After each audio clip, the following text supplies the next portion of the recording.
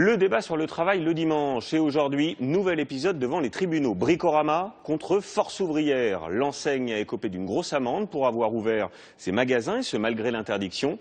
Son patron est vent debout, il réclame une dérogation. Explication Laurent Desbonnets, Jean-Marc Nouknouk. Visage fermé, le PDG de Bricorama vient d'être condamné. Il ne pourra plus ouvrir ses magasins le dimanche. Catastrophique pour les collaborateurs. D'abord, je pense aux collaborateurs. Catastrophique pour l'entreprise.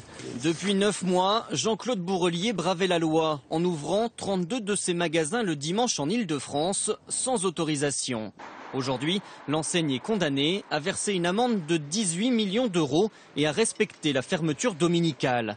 Contraint et forcé, le PDG doit maintenant annoncer la nouvelle à ses salariés. Malheureusement, on va être obligé de fermer le dimanche. Alors je sais qu'ici, il va falloir soutenir vos collaborateurs, vos collaboratrices. Des salariés, tous volontaires, qui sont payés triple le dimanche. Pour ceux qui avaient l'habitude de travailler le dimanche et qui vont devoir s'arrêter s'ils avaient vraiment besoin de cet argent-là, ce sera difficile. Les clients, eux aussi, avaient pris l'habitude de venir le dimanche. Exemple le week-end dernier, en région parisienne. Je prends le temps de venir et donc c'est vrai que s'il n'est pas ouvert le dimanche, j'irai ailleurs, quoi. Mais pour Force ouvrière, à l'origine de la plainte, les salariés mal rémunérés n'avaient en réalité pas le choix de refuser le travail dominical. Nous, ce qu'on préférait pour les salariés, c'est des augmentations de salaire et qu'ils aient suffisamment de salaire pour ne pas travailler le dimanche. Parce qu'en réalité, être volontaire, c'est de pouvoir dire non. Et là, ils ne peuvent pas dire non puisqu'ils ont une pression économique, puisque les employeurs donnent des salaires très bas. Jean-Claude Bourrelier affirme qu'il réalise 15% de son chiffre d'affaires le dimanche matin. Pour lui, la fermeture dominicale est une injustice.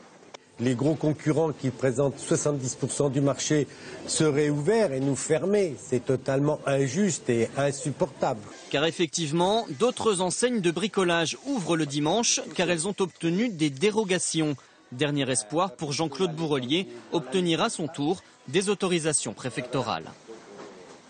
Et avec nous, Valérie Lerouge, bonsoir. C'est vrai qu'on a un peu du mal à s'y retrouver dans cette affaire.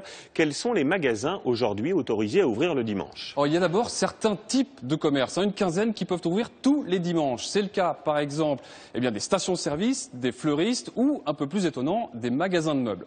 Il y a ensuite des zones géographiques, notamment toutes les stations thermales et les zones touristiques comme Honfleur ou les Champs-Élysées, par exemple ici. Au total, 580 villes réparties dans toute la France avec quelques curiosités.